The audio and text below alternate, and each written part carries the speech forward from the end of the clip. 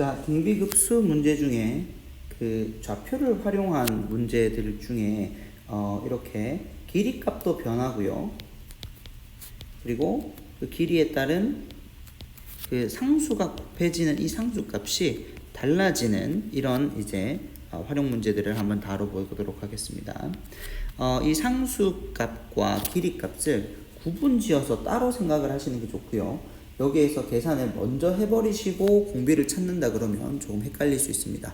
그래서 길이값이 가지는 등비 수열을 먼저 찾고, 그리고 여기 곱해지는 상수는 보통 주기성을 갖게끔 나오게 되어 있습니다. 그래서 이 주기성과 등비 수열 값을 우리가 각각 구해서 거기에 따른 이제 급수를 우리가 구하는 과정을 보시면 되겠습니다. 자, 60번 문제를 기준으로 하면 먼저는 길이값들은 이렇게 계속 4분의 3배씩 줄어들고 있죠. 4분의 3배씩 되고 있습니다. 자, 근데 이제 여기에서 우리가 지금 찾고 있는 것은 y좌표인데요. y좌표를 기준으로 해서 보면 첫 번째 그 길이값에 대해서 y좌표는 바뀐 게 이제 길이값만큼 바뀌었죠. 그래서 길이값만큼 바뀌니까 길이에다가 곱해지는 상수를 우리가 1이라고 생각을 합니다. 자, 두 번째는 우리가 이제 y좌표를 볼 건데, 두 번째 P1, P2에 의해서 y좌표가 어떻게 바뀌었냐? 그렇지. 길이값에 대해서 얼마만큼 내려왔냐면 2분의 1배만큼 해서 내려오죠. 여기가 30도이기 때문에 길이값에 대한 2분의 1 값입니다. 그렇기 때문에 상수는 마이너스 2분의 1이라고 생각하시면 되겠죠. 그리고 세 번째는 또 마찬가지 길이값에 대해서 어떻게 바뀌냐면 길이값에 대한 마이너스 2분의 1배만큼 다시 내려오게 되겠습니다. 그래서 그 다음 상수값도 마이너스 2분의 1. 자, 그 다음은 어떻게 되겠습니까? 그 다음에는 길이값만큼 다시 위로 올라가겠죠. 길이값만큼 위로 올라갑니다. 길이값만큼 위로 가니까 1이라고 생각하시면 되겠죠. 자, 이것이 계속해서 반복되고 있으니 이 상수는 어떤 주기성을 가지냐면 1, 마이너스 2분의 1, 마이너스 2분의 1, 1, 마이너스 2분의 1, 마이너스 2분의 1 이렇게 상수값이 바뀌고요. 길이값은 첫 번째는 1이었다가 그 다음에는 4분의 3이었다가 그 다음에 4분의 3의 제곱이었다가 그 다음에는 세제곱, 네제곱 이렇게 바뀌겠죠. 제곱, 세제곱, 4분의 3의 세제곱, 4분의 3의 네제곱, 그리고 4분의 3의 5제곱 이런 식으로 가겠습니다.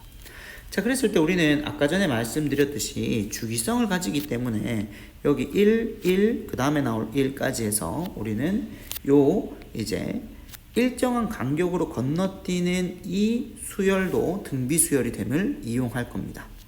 어차피 각각의 공비가 1보다 작기 때문에 각각의 급수가 수렴하므로 우리는 부분적으로 나누어서 수렴시켜도 상관이 없습니다.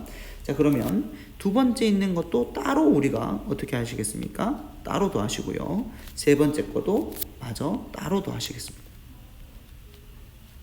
자, 그러면 첫 번째 거부터 우리가 생각해 보면, 자, 3칸씩 건너뛰면서 우리가 가고 있기 때문에 공비가 얼마가 되냐면요, 4분의 3의 세제곱이 공비가 되겠죠.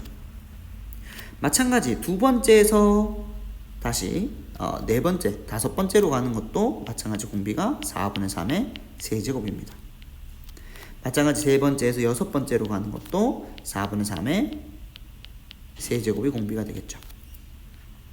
그러므로 우리는 이제 이 등비 수열의 합이라는 것을 어떻게 생각하냐면 각각의 수열의 합을 이제 각각의 수열의 합이 이제 각각 수렴하기 때문에 우리는 이제 따로 더해서 계산을 하셔도 상관이 없습니다. 그래서 이 y좌표라는 것은 어떻게 되냐면 1-4분의 3의 세제곱에, 자, 첫 번째 놈의 초항은 어떻게 되냐면 1 곱하기 1이죠. 그렇기 때문에 1이 되겠습니다. 1. 자, 두 번째 거도 우리가 따로 더하실 거니까 두 번째 거 항을 우리가 곱해서 더하시면 마이너스 8분의 3이 되겠죠. 그리고 마지막 세 번째 거를 우리가 더해 주시면, 마지막 세 번째 거도 더하기 마이너스 2분의 1에 대해서 4분의 3의 제곱이 조항이 되겠습니다. 그래서 이 값을 우리가 계산을 해보시면 이것이 뭐가 되냐면 y좌표에 수렴하는 값입니다. 한없이 가까워지는 y좌표가 되겠습니다. 자, 같은 맥락의 등비급수의 활용 문제 중에 이렇게 이제 하나의 넓이와 그리고 그 다음 번째로 넘어갈 때에 대한 개수가 바뀌는 그런 이런 수열도 아까 전과 같이 어떻게 해야 되냐면 두 값을 구분해서 생각해야 될 필요성이 있습니다. 첫 번째는 이제 하나의 넓이, 하나의 넓이 값이 가지는 등비 수열을 생각하고요. 거기에 따른 개수가 어떻게 늘어나는지를 따로 생각하시는 게 좋습니다. 물론 이걸 한 번에 계산하셔도 되는데 이제 특이하게 첫째 항부터 등비 수열을 안 가지는 수열도 있거든요. 그렇기 때문에 이것들을 각각을 구분지어서 우리가 생각했을 때 그 연산이 조금 더 괜찮고 그리고 우리가 실수를 줄일 수 있습니다. 자, 하나의 넓이에 대한 마찬가지 등비 수열에 대한 값을 얘기하고요. 개수값도 우리가 보통 등비 수열 값을 가지는 경우들이 대부분입니다. 자, 그렇기 때문에 이 등비 수열 곱하기 등비 수열의 형태는 항상 다시 등비 수열이 되겠죠.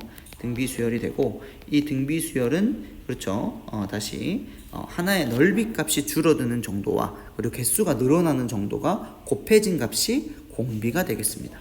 그래서 우리는 어떻게 생각을 하냐면요. 먼저는 첫 번째 넓이부터 한번 생각을 해보면 길이가 1인 정사각형에서 우리가 9등분하여서 얻는 정사각형 색칠을 했습니다. 그러면 첫 번째 넓이는 9분의 1이겠죠. 첫 번째 넓이는 9분의 1입니다. 자, 그러면 그 다음 번째 생기는 요 작은 정사각형, 그 다음 번째 생기는 작은 정사각형, 요거 하나의 넓이가 얼마가 되냐면 그 값에 대한 9분의 1이기 때문에 9분의 1의 제곱이 되겠죠. 그 다음에 생기는 이제 작은 정사각형의 넓이는 다시 9분의 1의 세제곱이 될 겁니다. 자, 이거는 하나의 넓이 값에 대한 값이고요. 이것도 등비 수열의 이름을 확인할 수 있습니다. 자, 그러면 개수는 어떻게 될까요? 개수는 처음에는 몇 개가 되겠습니까? 하나였다가 그 다음에는 하나, 둘, 셋, 네 개가 되죠. 그 다음에는 어떻게 되냐면 4개씩 4개가 생기기 때문에 16개가 생기겠습니다. 4개씩 4개이니까 16개가 생기겠죠. 자, 그래서 우리가 9분의 1의 넓이를 가지는 것은 몇 개? 한 가지. 그리고 9분의 1의 제곱의 넓이를 가지는 것은 4개. 그리고 9분의 1의 세제곱의 가지는 것은 4의 제곱계가 되겠습니다.